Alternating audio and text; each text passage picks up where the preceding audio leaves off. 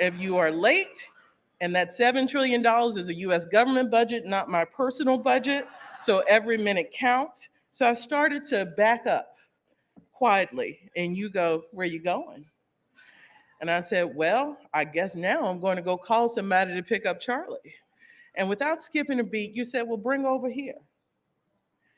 My mind immediately went to the damage I knew my child would do to the Resolute desk. So I did not take you up on that offer, but I could not do this job if you didn't tell all of us, if it's about your family, go home. The president's graciousness and understanding in that moment was incredibly important to me as a mother.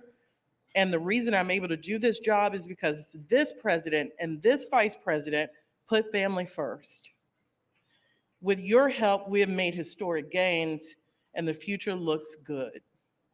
I look forward to accomplishing more together. We have lots of work to do. And now it's my great, great honor to introduce someone I've been watching since you were wee high, to introduce award-winning actress and producer Marsai Martin.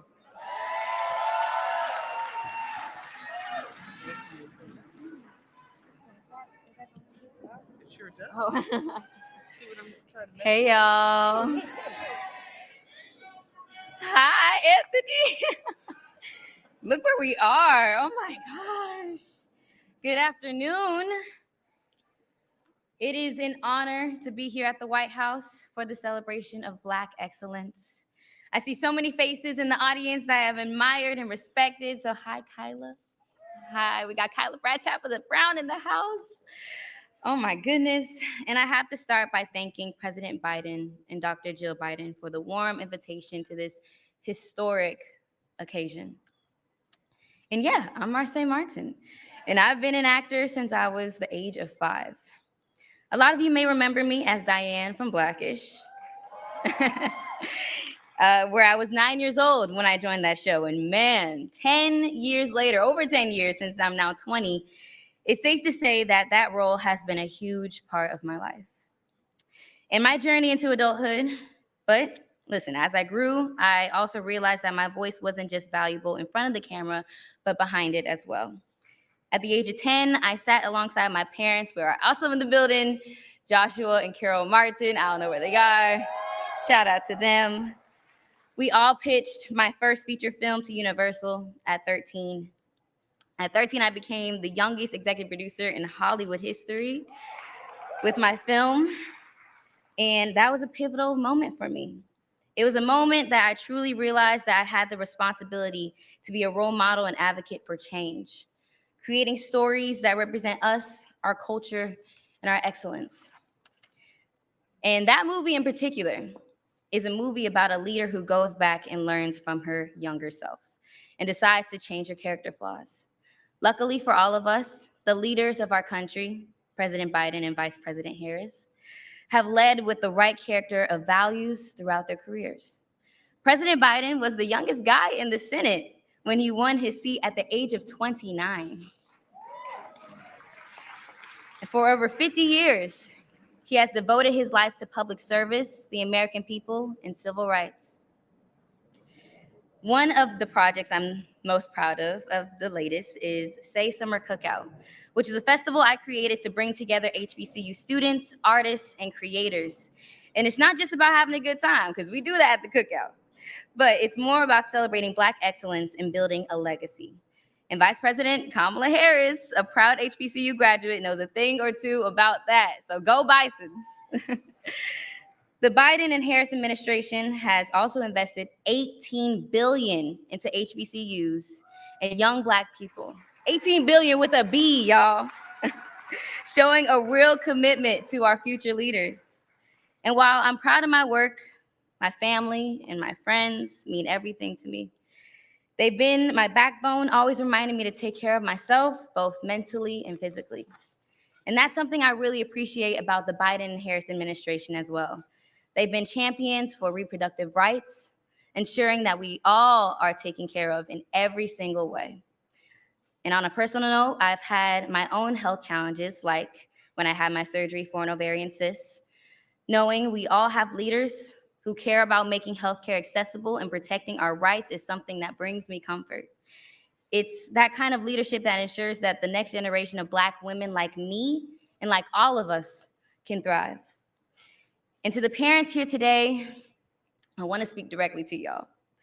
I was once that young girl from Dallas, Texas, D-Town, Texas in the house. I was once that young girl with dreams that felt bigger than life itself.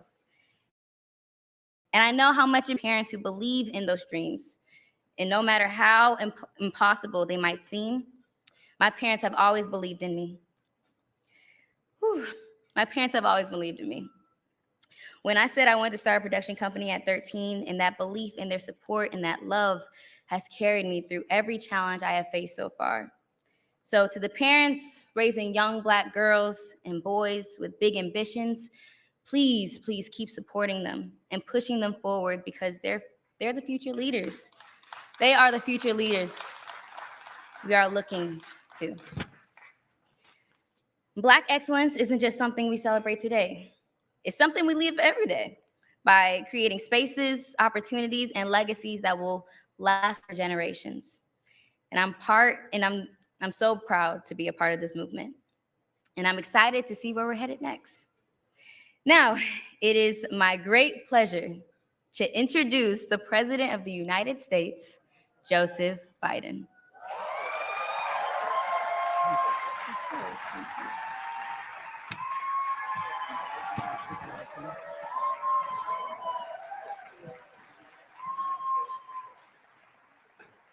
Good afternoon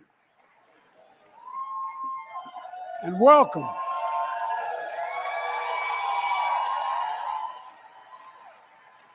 Welcome to the first ever White House brunch in celebration of Black excellence.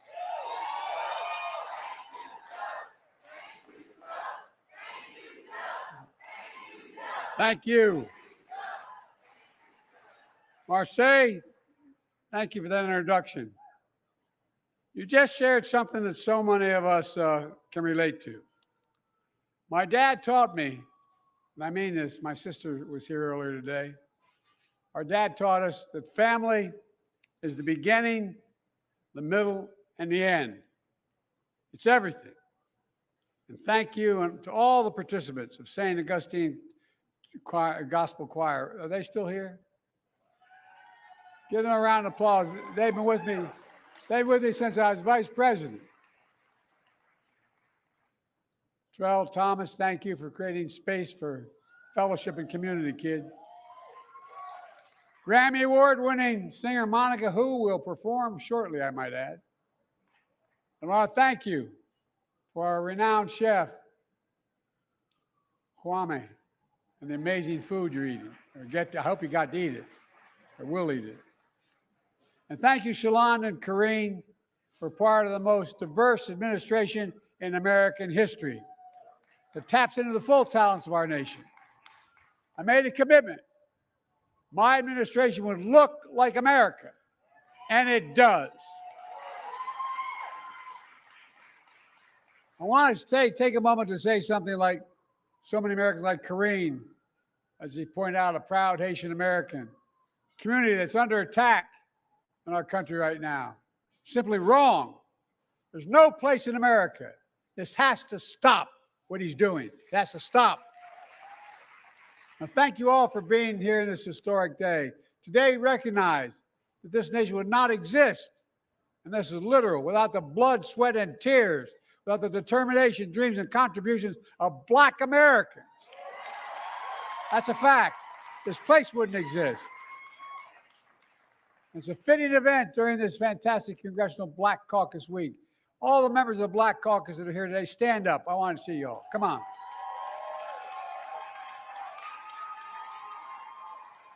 They're the best. I wanted to host this lunch for a few reasons. First, to show my personal gratitude.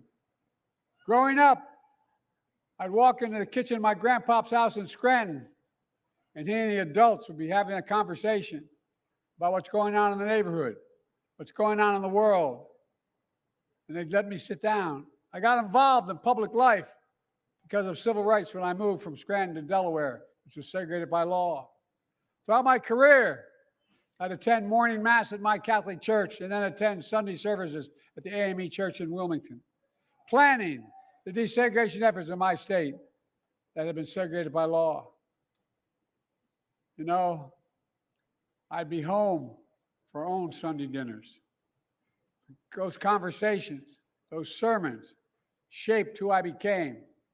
The bottom line is, the Black community has always had my back and I've always had yours. So thank you for all you've taught me. Thank you for all the love you've extended to me. I also wanted to host this brunch because we have progress to celebrate. Together, we're making the most significant investment in Black America in all of American history. We've centered racial equity as the center of everything we do. With your help, in just 3.5 years, we've created over 2 million new Black jobs for Black Americans and Black. By the way, the next Black job to be filled is as President of the United States of America. All right, watch me. We have the lowest Black unemployment rate on record. More Black Americans have health care than any time in history. Historic $18 billion to HBCUs. Everybody said, why am I doing that? Anyone in an HBCU is qualified to do anything we need to be done in America, but you don't have the endowments. They don't have the laboratories. They don't have all the things. Now they do. More than 4 million people receive student debt relief under my plan, a significant number of whom are Black borrowers. The racial wealth gap is the smallest in 20 years, removing poisonous lead pipes in every American pipe in America, lead pipes, so people can drink clean water without brain damage. We're delivering high-speed, affordable internet to every American, which today is as essential as electricity was when FDR delivered it in his term. On this very lawn, in front of the White House built by enslaved people, we hosted the first ever Juneteenth concert after I made Juneteenth a federal holiday. And on this lawn, we celebrated the first Black woman appointed to the United States Supreme Court, the best decision I made, Justice Ketanji Brown Jackson. And today, we're on a long line of patriots throughout our history, who made the promise of America real for all Americans. All of you has pushed us forward to be a country that we say we are. We say we're a country that values freedom, justice, equality, and dignity for all. Today, we honor this simple truth. Black history is American history. Black excellence is American excellence. And folks, we don't erase history like others are trying to. We make history. I know it because I've seen it. I've been vice president of the first Black president in American history, a president to the first Black vice president, and God willing, to the first female Black president in American history. Kamala wanted to be here today, but she's traveling. She couldn't be here. But she's always there with us. We'll always be there for her. On this day, we celebrate Black excellence. Let us remember, history is in our hands. It's literally in our hands. The power to drive positive change is in our hands. Future is in our hands. It really is. If you go to my Oval Office, you see I have a whole wall on both sides of Frederick Douglass, about paintings of Frederick Douglass. He said, if there's no struggle, there's no progress. Well, Lord knows we've been struggling, but there's been progress, and there's excellence, and that's all of you. We just have to remember who we are. We keep forgetting we're the United States of America. There is nothing beyond our capacity, nothing beyond our capacity when we act together. I'm sorry I can't stay longer, but I'm hosting a second consequential event today at the White House. The Prime Minister of Great Britain asked me to come and see me. He's on his way here, and I'm going to be seeing him shortly. So I'm not going to be able to stick around with you a long time. But I want to say, God bless you all. We're changing America for all Americans, not just Black Americans. for all Americans, for Hispanic Americans, for all Americans. Folks, this is who we are. Just remember, I get so tired of the other guy talking about we're a failing nation. We are the greatest nation in the history of the world. That's a fact. And you're making it greater, and there's nothing going to stop us. God bless you all, and may God protect our troops. Thank you, thank you, thank you. Thank you. I'm this way. I'm here. All right. Enjoy the day.